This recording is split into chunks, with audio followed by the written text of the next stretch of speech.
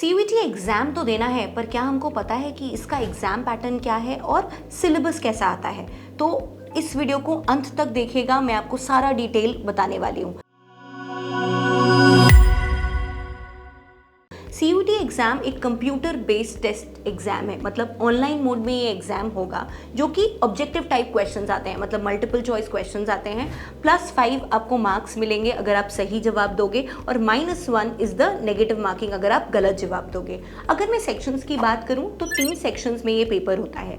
Section 1 यानी language का paper होता है, इसको 2 सब पार्ट्स में डिवाइड किया गया है, सेक्शन 1A और सेक्शन 1B। सेक्शन 1A में 13 लैंग्वेजेस होती हैं, जैसे असमीज, बंगाली, इंग्लिश, गुजराती, हिंदी, कन्नड़, मलयालम, मराठी, पंजाबी, उड़िया, तमिल, तेलुगु एंड उर्दू, और ये मीडियम ऑफ द पेपर भी होता है। जो सेक्शन 1B है उसमें 20 लैंग्वेजेस होती हैं, उनको हम ऑप्शनल लैंग्वेजेस भी बोलते हैं, और मोस्टली उसमें फॉरेन लैंग्वेजेस होती हैं, जैसे Spanish, Persian, Japanese, German, Korean etcetera. अब ये पेपर में 50 क्वेश्चन आते हैं, जिसमें हमको 40 क्वेश्चंस करने होते हैं। इसके लिए मुझे समय मिलता है 45 मिनट का, लगभग मैं बोलूँ तो 1 मिनट पर क्वेश्चन मिलता है।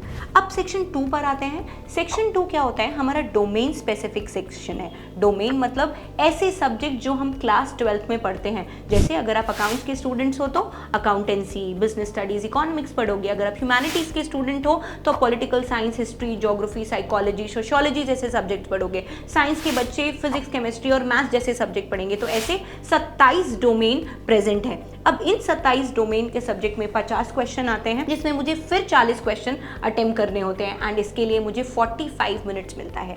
बट इसमें एक छोटा सा कैच ये है कि कुछ 6 डोमेन सब्जेक्ट्स ऐसे हैं, जैसे फिजिक्स, केमिस्ट्री, मैथ्स या अप्लाइड मैथ्स की बात करूं, अकाउंटेंसी, इकोनॉमिक्स और कंप्यूटर लैंग्वेजेस का जो पेपर होता है, ये मोस्टली न्यूमेरिकल बेस्ड क्वेश्चंस होते हैं। इसमें सवाल सॉल्व करने होते हैं मुझे, तो इसमें 45 मिनट की जगह मुझे 60 मिनट्स का टाइम स्लॉट मिलता है।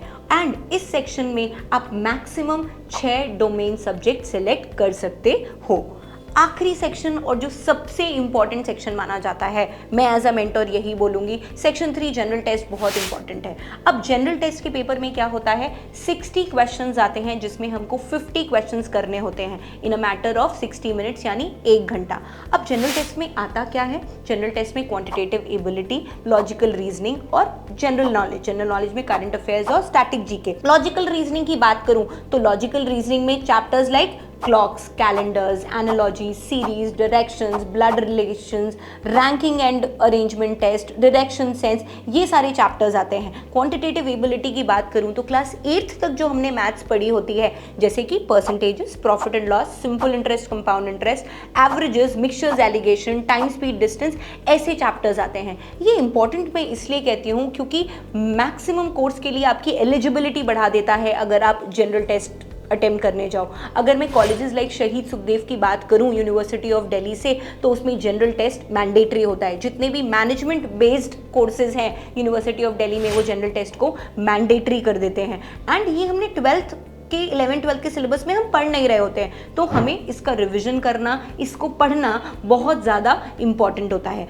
मार्किंग स्कीम मैंने आपको बताई थी, +5 for a correct answer and -1 for a wrong answer. अगर मैं बात करूं कि इन तीनों सेक्शंस में से आप मैक्सिमम 10 सब्जेक्ट सिलेक्ट कर सकते हैं, तो ये बात तो हुई एग्जाम पैटर्न की। अब बात करते हैं सिलेबस की। अब हमें पढ़ाई चालू करनी है बच्चों, तो हमें सिलेबस पता होना चाहिए कि नहीं पता होना चाहिए। तो सबसे पहले क्या करना है, सीयूईटी की ऑफिशियल वेबसाइट है cuet.samarth.ac.in, उस पर आप लॉगिन करिए। वहाँ पर मल्टीपल टैब्स बनकर आते हैं, उसमें सिलेबस का एक टैब होता है। सिलेबस टैब पर क्लिक करिए और जो भी आपको सब्जेक्ट ढूंढना है, मान लो अकाउंटेंसी का सिलेबस ढूंढना है, अकाउंटेंसी टाइप करिए, आपको मिल जाएगा। जनरल टेस्ट ढूंढना है, जनरल टेस्ट टाइप करिए और आपको सिलेबस मिल जाएगा। अब एज अ मेंटोर मैं एक चीज़ आपको सजेस्ट करूंगी, सिलेबस देखना इंपॉर्टेंट क्यों है?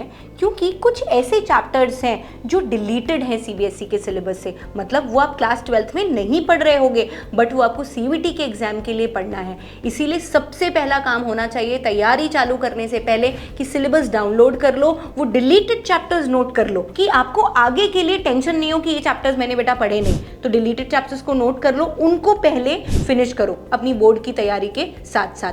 एक चीज़ और जो हमारे मन में आती है स्टूडेंट्स में कि क्या CUET का जो सिलेबस है में 11th और 12th क्या हम दोनों क्लासेस हैं उसका सिलेबस आएगा? नहीं, केवल क्लास 12th का सिलेबस आता है। तो ये आप मन से निकाल दो कि क्लास 11th का सिलेबस भी आना है। अभी तक जो लास्ट ईयर तक का ट्रेंड है उसमें क्लास 12th का ही सिलेबस आता है। तो ऐसी ही कुछ और इम्पोर्टेंट इन्फॉर्मेशन के लिए प्लीज़ फॉलो CUET बाय सुपरग्रेड्स।